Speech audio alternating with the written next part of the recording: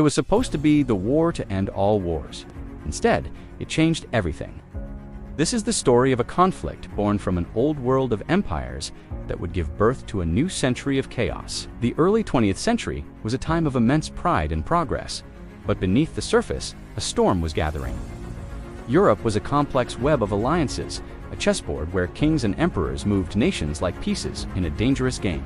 Britain, France, and Russia formed the Triple Entente, while Germany, Austria-Hungary, and Italy stood together as the central powers. This was the age of imperialism, with empires stretching across the globe, competing for land and resources. It was an age of nationalism, where patriotic fervor could easily turn into aggressive ambition. And it was an age of militarism, where nations built massive armies and navies, each trying to outdo the other in a relentless arms race.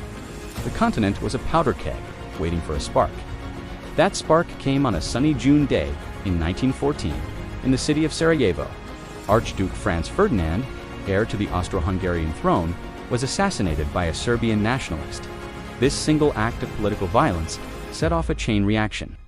Austria-Hungary, backed by Germany, declared war on Serbia.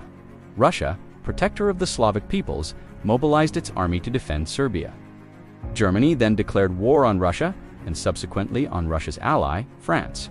When German troops invaded neutral Belgium to outflank the French, Britain declared war on Germany. Within weeks, the tangled alliances had dragged the great powers of Europe into a catastrophic conflict.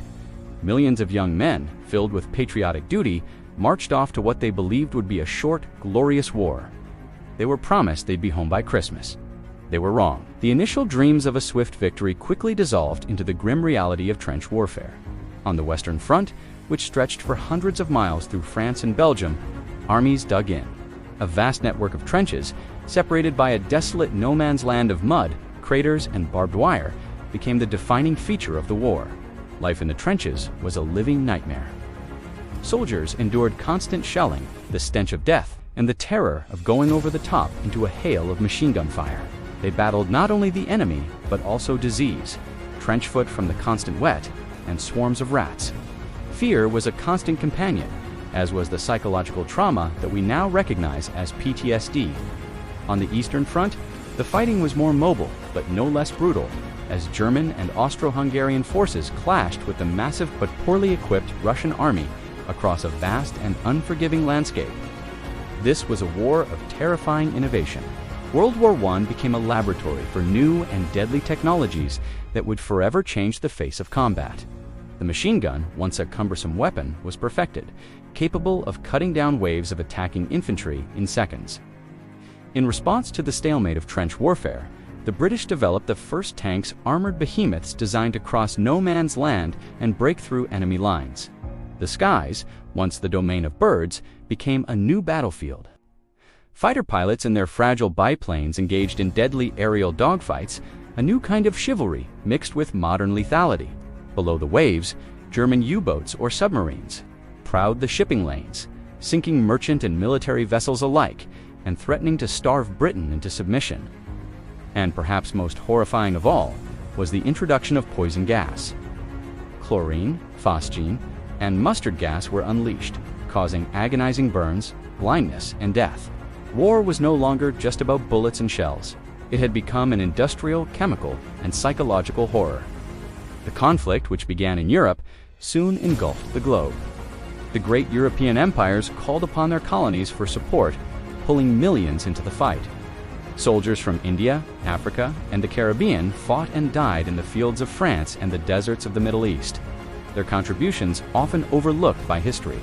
The dominions of the British Empire, Canada, Australia, New Zealand, and South Africa sent hundreds of thousands of their best and brightest. The Ottoman Empire joined the Central Powers, opening new fronts in the Middle East and the Caucasus. The war spread to the seas of the Atlantic and the Pacific, and to the colonies in Africa and Asia. It was truly the First World War, a global cataclysm that reshaped loyalties and redrew maps. Several key moments defined the war's trajectory and sealed the fate of empires. Battles like Verdun and the Somme in 1916 became symbols of feudal slaughter, where millions of lives were lost for mere yards of territory. At Gallipoli, Allied forces, including thousands of Australians and New Zealanders, failed in a costly campaign to knock the Ottoman Empire out of the war. But two events in 1917 would dramatically alter the balance of power. First, the United States. Angered by Germany's unrestricted submarine warfare and the interception of the Zimmermann telegram, declared war, bringing its immense industrial might and fresh troops to the Allied side. In the same year, Russia, torn apart by revolution and internal strife, withdrew from the war, signing a separate peace treaty with Germany. This allowed Germany to transfer its forces from the eastern to the western front for one final, desperate offensive. By the autumn of 1918, the Central Powers were collapsing. The German Spring Offensive had failed, and the arrival of American troops had tipped the scales decisively in favor of the Allies. With its allies capitulating and its home front on the verge of revolution, Germany sought an end to the fighting. At the 11th hour of the 11th day of the 11th month, 1918, an armistice was signed. The guns on the Western Front fell silent. The war was over. But peace would prove to be as complex as the war itself. The Treaty of Versailles, signed in 1919, imposed harsh terms on Germany, forcing it to accept blame for the war and pay crippling reparations. The old empires of Austria-Hungary, Russia, and the Ottomans were dismantled, and new nations like Poland, Czechoslovakia, and Yugoslavia were carved out of their territories. The world was left economically devastated, politically unstable, and haunted by the loss of an entire generation. The legacy of World War I is profound and far-reaching. It did not end war.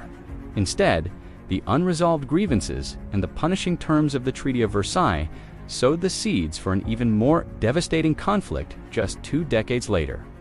World War II, the war introduced the world to the tank, the fighter plane, chemical weapons, and industrial-scale slaughter. It gave us a name for the invisible wounds of combat, shell shock, what we now call PTSD. It also gave birth to the first global institution aimed at preventing future wars, the League of Nations, an idealistic but ultimately flawed precursor to the United Nations. The promise that this was the war to end all wars proved to be a tragic illusion. It didn't end, or it began a new world. The Great War stands as a solemn reminder of how nationalism, ambition, and a failure of diplomacy can lead humanity down a path of unimaginable destruction. It teaches us that progress in technology does not always mean progress for humanity. The war didn't end war.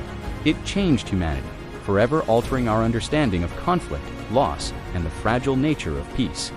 Like and subscribe to Digital Time Vault for more history in motion.